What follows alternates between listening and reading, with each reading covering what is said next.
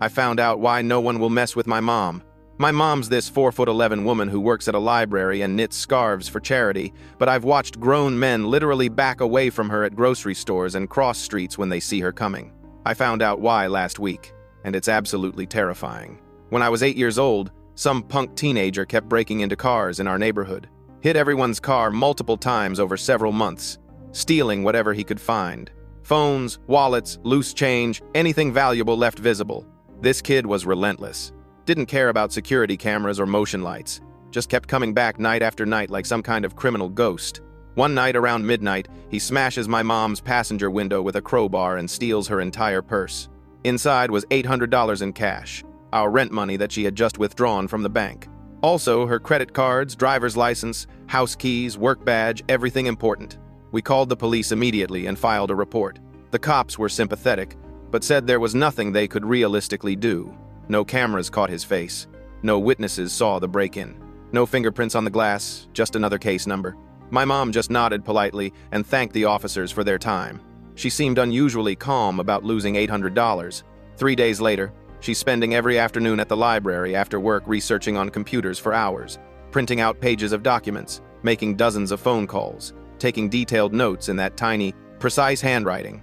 Turns out she'd figured out who the kid was from security footage at a nearby gas station, cross-referenced timestamps, tracked his route backwards, found his social media from a partial license plate reflection, found his address, school schedule, friends, family members, job, everything about his entire life. But here's where it gets absolutely insane. During her investigation, she discovered his mom was having a full-blown affair with their neighbor, 3 houses down, hotel meetings twice a week, romantic weekend trips, secret calls, the whole betrayal package. My mom spent 2 weeks documenting everything like building a legal case.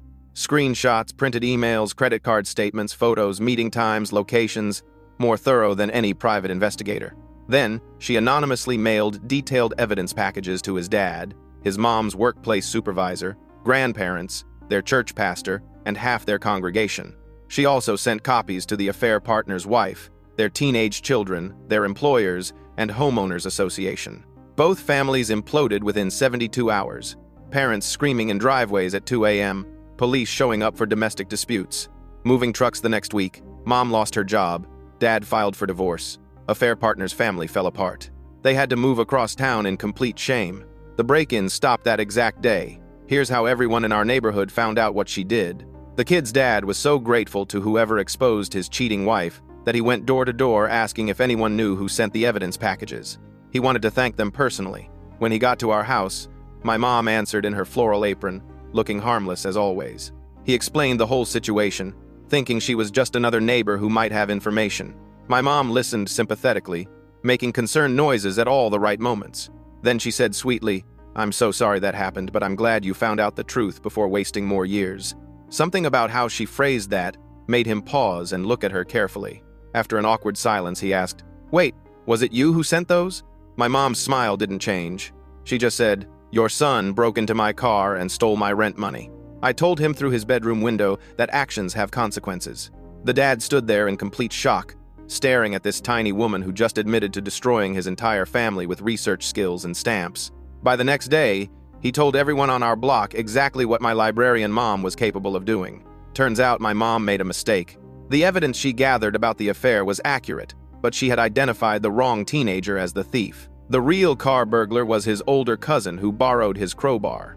The kid's family got destroyed, his parents divorced, his life ruined, all because my mom was so certain she had the right person. She didn't find out the truth until last year when the actual thief got arrested for a different crime and confessed to our break-in too. The wrongly accused kid, now 22, spent years in therapy, dropped out of school, struggled with depression from watching his world collapse. My mom tried to apologize, sent letters, offered money, anything. He never responded, until yesterday when he finally sent one message back. "Tonight, you'll understand exactly how I felt." I stared at my phone screen for a solid 3 minutes after reading those words. My hands were shaking so badly I almost dropped the phone twice. Mom was in the kitchen making her usual Tuesday night dinner, humming along to some oldies station on the radio, completely unaware that her past had just shown up in my text messages. The sender was listed as Jasper Holbrook. I remembered that name. He'd been the quiet kid 2 streets over, the one whose family had the massive blow-up that summer when I was 8. The one whose mom had moved out in the middle of the night, whose dad started drinking heavily, whose little sister had to switch schools because of the bullying. The one my mom had systematically destroyed while trying to get our $800 back. I should have told her immediately. That's what a good son would do. Warn his mother that the person she'd wronged was planning something for tonight. But I didn't. I sat there at the kitchen table, phone clutched in my sweaty palm, watching her chop vegetables for stir-fry, and I didn't say a word. Maybe I wanted to see what would happen. Maybe after years of watching people literally cross the street to avoid my mom, I was curious what someone who'd lost everything because of her would actually do. Or maybe, deep down, I thought she deserved whatever was coming. "Levi, you want extra peppers?" Mom called over her shoulder. "Sure," I managed to say, my voice sounding weird and tight. She glanced back at me with those sharp brown eyes that missed nothing. "You okay? You look pale." "Just tired from work." The lie came out easily. I'd gotten good at lying to her over the years. When you grow up with a mom who can track down anyone's deepest secrets with a library card and internet access, you learn to keep things close to the chest. She nodded and went back to cooking. I watched her move around the kitchen with practiced efficiency. This tiny woman who'd taught me to read, who'd sat through every parent-teacher conference, who'd worked double shifts at the library when money was tight so I could have new shoes for school. The same woman who demolished 2 families because she was convinced she had the right person. The actual thief, Jasper's cousin Trent, had been arrested 8 months ago for breaking into a pharmacy. During questioning, he'd confessed to dozens of break-ins over the years, including ours. The cops had called my mom to let her know they'd finally caught the person who'd stolen her purse all those years ago. She'd gone quiet on the phone, asked them to repeat the name, then asked where the suspect lived at the time of our break-in. When they said it was Trent Holbrook, Jasper's older cousin who'd been staying with them that summer, I watched all the color drain from her face. For 3 days after that call, she didn't speak, just sat in her chair by the window, staring out at nothing. On the 4th day, she started writing letters, apology letters, to Jasper, to his dad, to his sister. She sent money, thousands of dollars from her retirement savings, tried calling, sent emails. Everything got returned or went unanswered. "They have every right to hate me," she'd said one night, her voice hollow. "I ruined that boy's life over a mistake." But that didn't stop her from being the same person. Just last month, our neighbor's teenager had been playing music too loud late at night. Instead of just asking them to turn it down like a normal person, Mom had researched the local noise ordinances, documented every violation with timestamps, and filed formal complaints with the HOA. The family got fined $500 and the kid's car got towed for parking violations Mom had also documented.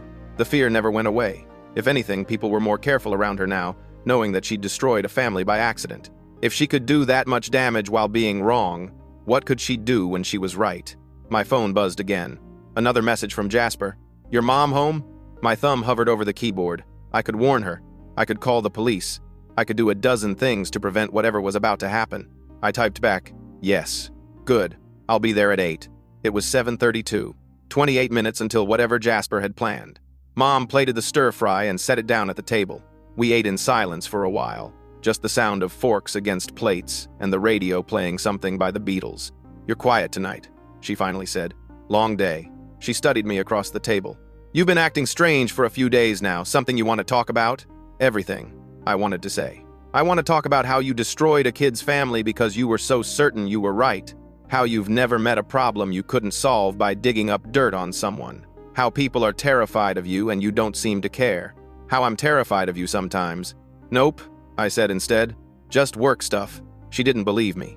I could tell by the way her eyes narrowed slightly. But she let it drop, went back to eating. The clock on the microwave ticked over to 7:45. I'd seen Jasper around town occasionally over the years. He'd dropped out of high school after his family fell apart, started working at a warehouse, moved into a cheap apartment on the edge of town. Last I'd heard, he was taking night classes at community college, trying to piece his life back together. He'd lost weight, had dark circles under his eyes, looked 10 years older than his actual age. All because my mom had made a mistake. At 7:52, I heard a car pull up outside. My heart started hammering. Mom heard it too, looked toward the front window with mild curiosity. She wasn't expecting anyone, hadn't ordered anything. This was unusual. The doorbell rang at exactly 8 p.m. Mom wiped her mouth with a napkin, stood up, smoothed down her cardigan. Wonder who that could be. I followed her to the door, my legs feeling shaky. Through the window next to the door, I could see Jasper standing on our porch. He was wearing a dark jacket, hands in his pockets, face expressionless. He looked calm, too calm. Mom opened the door. For a second, she didn't recognize him. Then I saw the recognition hit her face like a physical blow. Her hand tightened on the doorknob. "Jasper," she said quietly. "Mrs. Brennan." His voice was flat, emotionless. "Can I come in?" Every instinct screamed at me to say no, to shut the door, to call the police. But Mom, to my complete shock, stepped aside and held the door open wider. "Of course." Jasper walked into our house, into our living room where he stood awkwardly near the couch. He looked around, taking in the normal, boring details of our life. The knitted throws on the couch, the family photos on the wall, the bookshelf crammed with library sale finds. His eyes lingered on a photo of me at my high school graduation, Mom's arm around my shoulders, both of us smiling. "You have a nice home," he said finally. "Thank you." Mom's voice was steady, but I could see her hands trembling slightly. She clasped them together. "Jasper, I know there's nothing I can say that will fix what I did to you and your family. I've tried to apologize, tried to make it right, but I understand if you can't forgive me. If you're here to tell me how much you hate me, I'll listen. You deserve that much." He laughed. It was a sharp, bitter sound that made my skin crawl. "You think I'm here for an apology? I don't know why you're here. Your text said I'd understand how you felt," I blurted out. "Tonight. You said tonight I'd understand how you felt." Jasper turned to look at me, and I saw something in his eyes that made my blood run cold. Not anger exactly. Something colder than that. Something broken. "You're Levi, right? I remember you. You were just a kid when it all went down." I nodded, not trusting my voice. "I wanted your mom to feel what it's like," Jasper continued, turning back to her. "To have your whole world fall apart because of someone else's actions. To lose everything. To watch people you love suffer because of a mistake you didn't even make." Mom stood perfectly still, barely breathing. "What are you going to do?" "Nothing." The word hung in the air. We both stared at him. "Nothing?" Mom repeated. "I'm not here to hurt you, Mrs. Brennan. I'm here to tell you what you did to me, so you can understand exactly what your research skills cost." He sat down on our couch without being invited, and I noticed his hands were shaking. My parents got divorced. Dad blamed Mom for the affair, but Mom blamed Dad for never being around enough. They both blamed me somehow, said I brought shame to the family even though I hadn't done anything. My sister was 12. Kids at school called her sister of a whore. She tried to kill herself when she was 14. Mom's hand flew to her mouth. She survived, obviously. Lives with Mom now in Nevada. We don't really talk. Dad drank himself to death 3 years ago. Liver failure.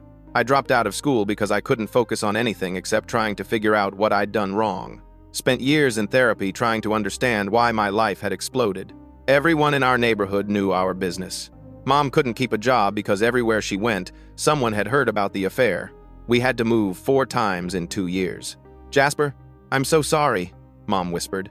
"I don't want your apology." His voice cracked slightly. "I want you to understand something. When I found out it wasn't even me who stole from you, that you destroyed my family over a mistake, I wanted to die. I wanted to kill myself because at least then it would all make sense. All that suffering would have a reason, even if the reason was just that I couldn't take it anymore." I felt sick, actually nauseous. I sat down hard in the armchair across from him. "But I didn't," Jasper continued. "I got help, started putting my life back together piece by piece. Got my GED, started community college. I'm studying accounting. Ironic, right? I'm good with details, with making sure everything adds up correctly. I don't make mistakes." The emphasis on the last word landed like a punch. "I spent a year planning what I'd do when I finally confronted you," he said. "Thought about exposing your secrets, finding dirt on your family, doing to you what you did to me. I have your son's social media, Mrs. Brennan, his employment history, his girlfriend's information, everything. It wasn't even that hard." I felt my stomach drop. Mom had gone completely pale. "But then I realized something," Jasper said, and for the first time his voice softened slightly. "Doing that wouldn't fix anything. It wouldn't give me back my family, wouldn't undo the damage. It would just create more pain, and I've had enough pain for one lifetime." "Then, why are you here?" Mom asked, her voice barely above a whisper. "To tell you that your apology letters meant nothing. Your money meant nothing. You can't buy your way out of destroying someone's life. I wanted you to sit here, in your nice house, with your nice son and your nice normal life, and think about how close you came to losing all of it. Because that's how I felt for years. Every single day, knowing that everything I'd lost was because of someone else's mistake." He stood up. "That's it. That's all I came to say. I wanted you to feel scared just for a few minutes, wondering what I was going to do. That's what you took from me, Mrs. Brennan. The ability to ever feel safe again. He walked to the door, and neither of us moved to stop him. He paused with his hand on the doorknob, looked back at us. "I hope you think about me sometimes," he said. "When you're doing your research, tracking down people's secrets, convinced you're doing the right thing, I hope you remember the kid whose life you destroyed by accident and wonder how many others you've hurt on purpose." Then, he was gone. The door clicked shut behind him, and the house fell into complete silence except for the ticking of the clock on the wall. Mom stood frozen for a long moment. Then her legs seemed to give out, and she sank down onto the couch where Jasper had been sitting. She put her face in her hands and started to cry, not the delicate, pretty crying you see in movies. The ugly, gut-wrenching sobs of someone whose entire self-image had just been shattered. I didn't know what to do. Part of me wanted to comfort her. Part of me thought she deserved to feel this way. I settled for sitting next to her, close but not touching. "I destroyed that boy's life," she finally managed to say between sobs. "I was so sure, so absolutely certain I was right. I know. And I didn't even stop." She looked up at me with red, swollen eyes. "Even after I found out about Jasper, I kept doing the same things to other people. The Thompsons, the noise complaint. I could have just talked to them. Yeah, why didn't you stop me?" The question caught me off guard. "What? You knew what I'd done to Jasper? You saw me going after the Thompsons the same way. Why didn't you say something?" I thought about it for a moment. "Because people are scared of you, Mom, including me sometimes. You're really good at what you do, at finding information and using it, but you never think about the consequences. You never stop to wonder if maybe you're wrong." She started crying again. I put my arm around her shoulders, and she leaned into me like a child seeking comfort. We sat like that for a long time. The stir-fry on the table went cold. The radio played on in the kitchen. Outside, neighbors went about their normal evening routines, completely unaware that in our house, something fundamental had broken and would need to be rebuilt from scratch. Around 10 p.m., Mom finally pulled herself together enough to speak coherently. "I need to make this right." "How?" "I don't know yet, but I can't keep being this person. I can't keep hurting people and justifying it because I think I'm right." I wanted to believe her, but I'd seen my mom operate for too long to think one conversation would change everything. Still, maybe it was a start. "The first step would be actually stopping," I said carefully. "No more digging into people's lives. No more exposing secrets. No more using information as a weapon." She nodded slowly. "I don't know if I can do that. It's who I've been for so long." "Then maybe you need help figuring out who you are without it." She looked at me, and I saw something I'd never seen in her eyes before. Uncertainty. Vulnerability. My mom, who'd always been so absolutely sure of everything, suddenly looked lost. "I'm scared," she admitted. "What if people find out I made such a huge mistake? What if they stop being afraid of me and start coming after me instead?" "Maybe being feared isn't as important as being decent," I suggested. She didn't respond to that, just pulled a tissue from her pocket, wiped her face, and stood up on shaky legs. "I'm going to bed. We can talk more about this tomorrow." I watched her walk down the hallway to her bedroom, this small woman who'd wielded information like a weapon for so long that she'd forgotten how much damage it could do. The door closed behind her, and I was left alone in the living room. My phone buzzed. Another text from Jasper. "Thank you for not warning her. I needed her to feel what it's like to wait for something bad to happen." I stared at the message for a long time before responding. "Did it help? Confronting her?" His reply came a few minutes later. "I don't know yet, but at least I said what I needed to say. Whether she actually changes is up to her. For what it's worth, I'm sorry about what happened to you. Not your fault. You were just a kid. But I'd benefited from it, hadn't I? From everyone being too scared of my mom to mess with our family. From the reputation she'd built. I'd walked through life with the protection of her ruthlessness without ever questioning the cost to others. She said she wants to make things right," I typed. "We'll see. Talk is cheap. Actions matter." He was right. And I had no idea if my mom was actually capable of change or if this was just temporary guilt that would fade once the shock wore off. I turned off the lights and went to my own room. Through the thin walls, I could hear Mom crying again. I lay in bed, staring at the ceiling, thinking about consequences and mistakes and the families we destroy without meaning to. Sleep didn't come easy that night. The next morning, Mom was already up when I came into the kitchen. She'd made coffee but hadn't drunk any, just sat at the table staring at her mug like it held answers. "I'm calling a therapist today," she said without looking up. "I need to figure out why I do this. Why I immediately go nuclear instead of trying normal approaches first." "That's good. And I'm going to write Jasper a real apology. Not trying to make myself feel better, just acknowledging what I did and taking responsibility." I poured myself coffee and sat down across from her. "What about the Thompsons?" She winced. "I'll drop the HOA complaints. Maybe bake them an apology pie or something. Mom, you can't bake. I'll buy one then. She finally looked at me, and her eyes were still red from crying. I really screwed up, didn't I? Not just with Jasper, with everyone. Yeah. She appreciated that I didn't sugarcoat it. How do I fix 15 years of being the neighborhood terror? I don't know if you can, but you can start by being different going forward. We sat in silence for a while, both of us processing everything that had happened. The woman across from me looked older somehow, like the confrontation with Jasper had aged her overnight. The certainty that had always defined her was gone, replaced by doubt and shame. People are going to notice, she said quietly. When I stop being me, they're going to wonder why. Let them wonder. My phone rang. It was my girlfriend, Kira, calling earlier than usual. Hey, did something happen last night? You posted this really vague thing on Instagram at like 11 p.m. about consequences and mistakes. I'd forgotten about that. I'd been lying in bed, unable to sleep, and posted something cryptic. Yeah, kind of a family thing. I'll explain later. Is your mom okay? The post made it sound serious. I looked at Mom, who was now scrolling through her phone with a strange expression. She will be, I think. After I hung up, Mom showed me her screen. Jasper posted something on Facebook this morning.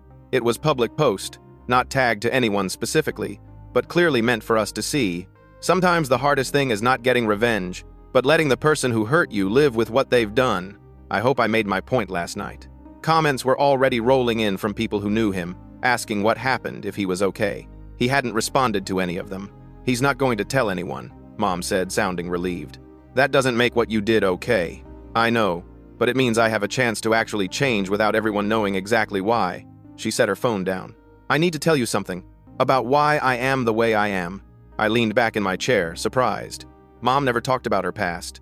When I was 16, my older sister was assaulted by a guy at her school. She told our parents. They didn't believe her. Said she was probably exaggerating or had wanted it and changed her mind after. The guy's family was well connected, and my parents were more worried about causing problems than protecting their own daughter. I'd never heard any of this before. Mom, let me finish. My sister spiraled. Started using drugs, dropped out of school, eventually died of an overdose when she was 23. And the guy who assaulted her? He went on to have a successful career, happy family, never faced any consequences. So I promised myself that if I ever had power, if I ever had the ability to make people face consequences for their actions, I would use it. I would be what my parents weren't for my sister. She took a shaky breath. But I took it too far. I became so focused on making people face consequences that I stopped checking if they actually deserved it. I just assumed I was always right because my cause was righteous. That's not an excuse, I said quietly. I know, but it's an explanation. And I'm telling you because I want you to understand that I have to unlearn decades of thinking this way. It's not going to happen overnight. We talked for another hour, really talked, about her sister, about the research she'd done on the guy who assaulted her, which had gone nowhere because it was too long ago and there was no evidence, about how she'd channeled all that rage into becoming someone feared instead of someone ignored. By the time she left for work that day, we'd established some ground rules. No more invasive research into neighbors, no more digging into people's lives without explicit permission, no more using information as a weapon. If she felt the urge to go nuclear on someone, she had to call me first and talk it through. What if it's an emergency? She asked. Then call the police like a normal person. She actually laughed at that, a small, sad sound. I don't know how to be a normal person. Then learn. The next week was strange. Mom went to her first therapy appointment and came home looking exhausted. She said the therapist had asked her to make a list of every time she'd used her skills to punish or intimidate someone over the past 5 years. I filled 3 pages, she admitted, and I know I'm forgetting some. She'd also written to Jasper, a real letter this time, not trying to make excuses or ask for forgiveness, just taking full responsibility and acknowledging the damage she'd caused. She wasn't sure if she'd send it yet. I keep trying to make it better, she said, showing me draft after draft. But every version sounds like I'm making it about me and my guilt, instead of about what I did to him. Maybe that's because you are making it about you, I suggested gently. She crumpled up the latest draft. You're right. I need to stop trying to feel better and just focus on being honest. On Thursday, something unexpected happened. Mrs. Thompson from 3 doors down knocked on our door. Mom answered it, and I watched from the living room as Mrs. Thompson handed her a bottle of wine. I wanted to thank you for dropping those complaints, Mrs. Thompson said. I know Tyler's music was getting out of hand. We've talked to him about being more considerate of neighbors. Mom looked uncomfortable. I shouldn't have gone to the HOA without talking to you first. Well, no, but I appreciate that you withdrew them. Mrs. Thompson paused. Are you okay, Dorothy? You seem different lately. Just trying to be a better neighbor, Mom said quietly. After Mrs. Thompson left, Mom set the wine bottle on the counter and stared at it. She was nice to me. Yeah. People are never nice to me. They're polite because they're scared, but never actually nice. Maybe that'll change now. She didn't look convinced. That weekend, something else happened. Jasper responded to Mom's letter. Not with words, but with a package delivered to our house. Inside was every letter Mom had sent him over the past year, unopened, and a single note. I read your newest letter. It was better. But I need more time before I can respond properly. Thank you for being honest about your sister. I'm sorry that happened to her. Mom cried when she read it. He's sorry about my sister. Even after everything I did to him, he's expressing sympathy. He's a better person than most, I said. She nodded, wiping her eyes. I destroyed his life, and he's still capable of kindness. What does that make me? Someone who has a lot of work to do. Over the next few months, I watched my mom slowly transform. It wasn't dramatic or sudden. There were backslides, moments when her old instincts kicked in and she started researching someone before catching herself. Her therapist said it was a process, that unlearning defense mechanisms that had been in place for decades wouldn't happen quickly. The neighborhood started noticing the change. Mom joined a book club, something she'd never had time for before because she was always too busy with her projects. She started actually socializing with neighbors instead of viewing them as potential threats or targets. People stopped crossing the street when they saw her coming. It's weird, she told me one night. Being normal, not having power over people. But it's also kind of nice. You're making friends. I don't know if I'd call them friends yet, but they're friendly. That's new. 3 months after Jasper's visit, Mom received another letter from him. A real one this time, several pages long. He talked about his therapy, about how he was learning to process what had happened to him, about how he was starting to date someone and was terrified of letting anyone get close because he was so used to having his life ripped apart without warning. He ended the letter with, I don't forgive you.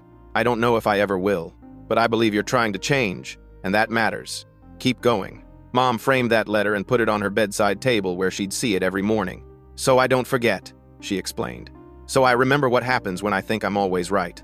One evening, about 4 months after everything started, we were having dinner when Mom set down her fork and looked at me seriously. I need to tell you something. My stomach dropped. What? When I was doing my research to find the car thief all those years ago, I also looked into you. What? Why? Because you were 8, and I wanted to know who your friends were, what you were doing online, if you were safe. I tracked your school records, your teachers' backgrounds, your friends' families. I had files on every kid you played with. I felt sick. Mom, I know. It was wrong. I convinced myself I was just being a protective parent, but really I was being a controlling, paranoid person who didn't trust her own son. I stopped after you turned 13, realized I was becoming obsessive, but I want you to know that I did it, because you deserve to know the truth about who I've been. I didn't know what to say. Part of me had always suspected that Mom knew more about my life than I'd told her, but hearing it confirmed was different. Did you ever use that information against me? I finally asked. No, never, but I could have, and that's what scares me. I was one bad day away from becoming the kind of parent who ruins their kid's life because they think they know best. We sat in uncomfortable silence for a while. Finally, I said, I appreciate you telling me. Even though it's messed up, I'm going to keep telling you things. All the things I've done that I'm not proud of, because I need to own them, and you deserve to know who your mother really is. Not the sanitized version, the real one. Over the next few weeks, she did exactly that. Told me about the coworker she'd gotten fired by exposing that the woman had lied on her resume 15 years ago. The neighbor she'd reported to CPS based on overheard arguments that turned out to be completely innocent. The time she'd tracked down her sister's old boyfriend and sent his wife evidence of affairs from 2 decades ago just to punish him, even though it wouldn't change what had happened to her sister. Each confession was harder than the last. Some made me angry. Some made me sad.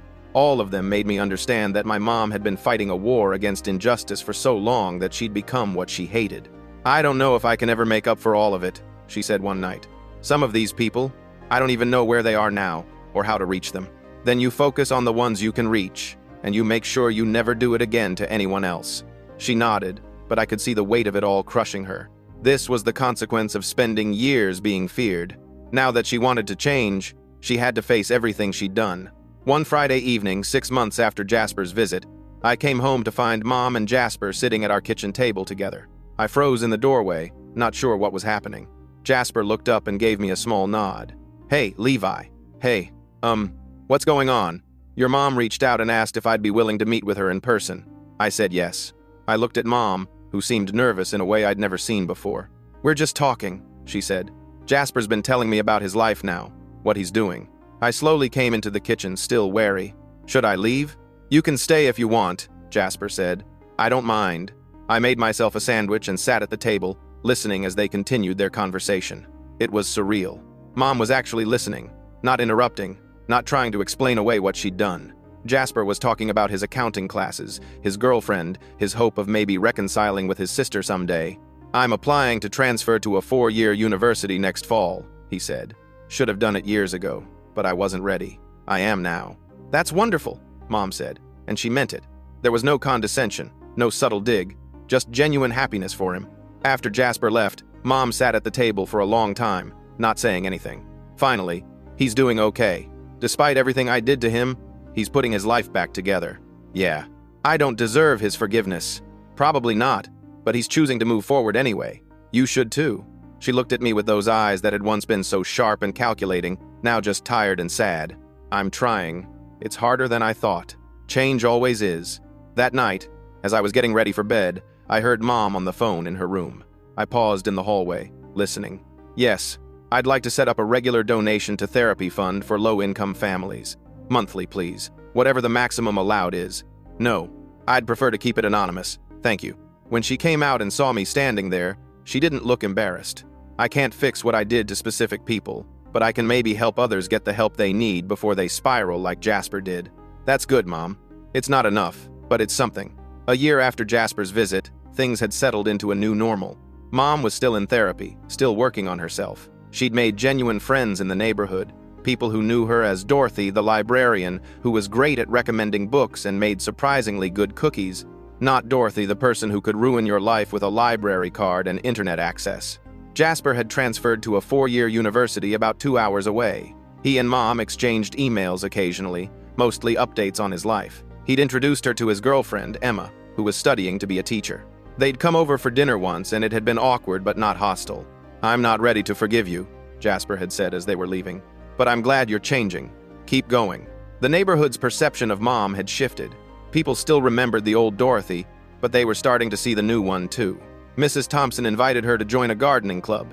Mr. Patel asked for book recommendations for his daughter. The HOA president thanked her for volunteering to organize the neighborhood watch program, then seemed surprised when Mom turned it down. "I don't think I should be in charge of monitoring people," Mom had said. "That's too close to my old habits." I'd started dating Kira seriously and bringing her around the house more. At first, she'd been nervous about meeting Mom, having heard stories about the fearsome Dorothy Brennan. But she'd found a woman who was trying to make amends for past mistakes, who apologized readily when she stepped out of line, who was learning to be vulnerable instead of invincible. "Your mom's actually kind of sweet," Kira said one night after dinner at our house. "Don't let anyone in the neighborhood hear you say that. They're still adjusting to the new version. How long do you think it'll take before people stop being scared of her?" I thought about it. I don't know. Maybe never completely. What she did, what she was capable of, that doesn't just go away. But maybe they'll learn to trust that she's not that person anymore. 2 days later, I got a text from Jasper. "Want to grab coffee? Got something I want to talk about." We met at a small cafe downtown. He looked healthier than I'd ever seen him, had gained weight in a good way, smiled more easily. College was clearly good for him. "I'm writing a book," he said after we'd ordered. "About what happened to my family, about the car theft investigation, all of it." My stomach dropped. "Does Mom know?" "Not yet. I wanted to tell you first, see what you thought." "Honestly, I think she'd understand. She's been pretty open about taking responsibility for what she did." "It's not a revenge book," Jasper clarified. "I'm not writing it to hurt her. I'm writing it because my therapist thinks it'll help me process everything, and because maybe other people need to hear about how amateur internet investigations can destroy lives." "Have you decided if you're going to use real names?" "No, still figuring that out. Part of me wants people to know exactly what Dorothy Brennan did, but another part of me thinks that would be falling back into revenge, and I don't want to be that person. For what it's worth, I think Mom would tell you to use her real name if it helps other people understand the consequences of what she did." Jasper smiled slightly. "She probably would. She's changed a lot." "Yeah. Do you think it's real? The change?" I considered it. "Yeah, I do. Because it's been hard for her, and she's kept at it even when it would have been easier to slip back into old patterns. She's committed to being different. Good, because I'd hate to think I wasted my compassion on someone who was just temporarily guilty. We talked for another hour about his book, his classes, his plans for the future. When we parted ways, he said, "Tell your mom I'll be reaching out soon. About the book, I want her perspective on things, if she's willing to talk about it." I relayed the message that night. Mom went pale, then nodded slowly. "I'll talk to him, whatever he needs." When Jasper did reach out, they met several times over the next few months. I sat in on a few of the conversations at Mom's request, listened as she walked him through her investigation process. Her mindset at the time, the moment she realized she'd been wrong. "I was so certain," she kept saying. "The partial plate, the timeline, his presence in the neighborhood that summer. It all lined up perfectly. I never considered that maybe the evidence was pointing to someone in his household, not him specifically." "You wanted it to be him," Jasper said, "because he was young and you thought a scare would teach him a lesson." "Yes, I thought I was being a concerned citizen, protecting the neighborhood. I thought I was doing the right thing." "And when you found out you were wrong?" Mom's voice broke. "I wanted to die. I still have days where I think about what I did to you, to your family, and I want to stop existing because the guilt is overwhelming." "What stops you?" Jasper asked, and I realized this was a test. He needed to know if Mom was serious about changing or if this was elaborate guilt-driven theater. "My son, my patients at the library who count on me for book recommendations and computer help, the monthly donation I make to therapy funds, the fact that if I gave up now, your suffering would have been completely meaningless." She looked directly at Jasper. "I can't undo what I did, but I can make sure I never do it again, and I can try to help others avoid making the same mistakes. That's all I have." Jasper nodded slowly, made a note in his laptop. "Thank you for being honest." The book took Jasper another year to write. When it was published, it made a small splash in certain internet communities, sparked discussions about doxing and amateur investigations and the danger of being certain you're right. Mom bought 20 copies, gave them to her therapist, her book club, the neighbors she'd wronged. "People should know what I did," she said when I asked why she was distributing evidence of her worst mistake. "And they should know how easy it is to become me if you're not careful." The book dedication read, "To the families I hurt, and to anyone who thinks they're always right, you're not. Learn from my mistakes." Some people in the neighborhood read it and distance themselves from Mom again. Others read it and seem to respect her more for taking responsibility. The library where she worked had an awkward staff meeting where her boss asked if the book's portrayal was accurate. "Yes," Mom had said simply. "All of it." "And you've changed?" "I'm trying to. Every day." She kept her job. Barely, but she kept it. 3 years after Jasper first appeared on our doorstep with his cryptic message, I came home to find him and Mom working on a presentation together. They were speaking at a local community college about the dangers of internet vigilantism. "We're calling it When Certainty Becomes Cruelty," Mom explained. Jasper talks about what happened to him. I talk about why I did it and what I've learned. "How's it going?" "Terrifying," Mom admitted. "Standing up in front of people and confessing to the worst thing I've ever done. But necessary." Jasper looked up from his laptop. "Your mom's really good at explaining her thought process. Helps people understand how easy it is to fall into that mindset." They did the presentation 6 times over the next few months, at colleges and libraries and community centers. I went to one of them, watched from the back as Mom stood at a podium and methodically destroyed her own reputation in front of a room of strangers. "I was wrong," she said, again and again throughout the presentation. "I was absolutely certain I was right, and I was completely wrong, and a family was destroyed because of my mistake." During the Q&A after one presentation, someone asked Jasper, "Have you forgiven her?" He thought about it for a moment. "I'm working toward it. Forgiveness isn't a destination, it's a process. Some days I'm closer than others." "And you?" the person asked Mom. "Have you forgiven yourself?" "No," Mom said simply. "I don't think I ever will. But I'm learning to live with what I did and use it to help others avoid my mistakes." After the presentation, as we were all having coffee together, Jasper said something that stuck with me. "You know what the weirdest part of all this is? Your mom destroyed my life, but now we're working together to prevent other people from doing the same thing. 5 years ago, I never would have imagined this." "Is it helping?" I asked. "Doing these presentations?" "Yeah, turns my trauma into something useful. Makes the suffering feel less pointless." Mom was quiet on the drive home. Finally, she said, "I don't deserve his forgiveness." "Probably not," I agreed. "But he's choosing to move forward with you anyway. That's his choice to make. I'm so tired, Levi, of carrying this guilt, of trying to be better, of constantly monitoring myself to make sure I don't slip back. That's what change feels like. It's exhausting. She laughed bitterly. I used to be someone people feared. Now I'm just someone trying not to fuck up again. Is that so bad? No, it's just different. Hard to adjust to. 5 years after Jasper's visit, I got engaged to Kira. Mom cried when I told her happy tears this time. You found someone good, she said. Someone who sees you for who you are. She's met you at your worst and stuck around, I pointed out. That's saying something. I'm glad. You deserve happiness. Jasper and Emma came to the engagement party. It was still a little weird, having the guy whose life my mom had destroyed at my celebration, but it also felt right somehow. Like we'd all moved past the worst of it and found something resembling peace. Your mom asked me to be part of the wedding party, Jasper told me. As a reader during the ceremony. I hadn't known that. You said yes? Yeah. Seemed like a good way to show that people can change, and relationships can heal even after terrible shit happens. The wedding was small, just close friends and family. Mom walked me down the aisle, and I could see tears streaming down her face the whole time. During the reception, she gave a toast. My son is a better person than I ever was, she said. He learned from my mistakes instead of repeating them. He chose kindness when I chose cruelty. He's everything I wish I'd been. Later, during a quiet moment, Jasper approached Mom. I wanted to tell you something.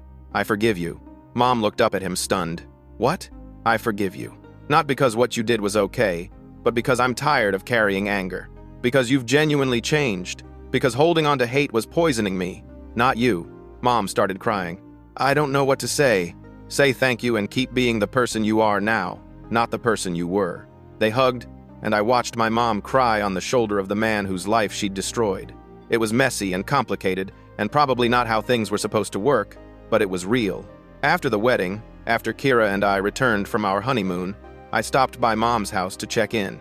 She was in her garden, actually growing vegetables successfully for once. How are you? I asked. Good. Really good. She smiled, and it reached her eyes in a way it hadn't for years.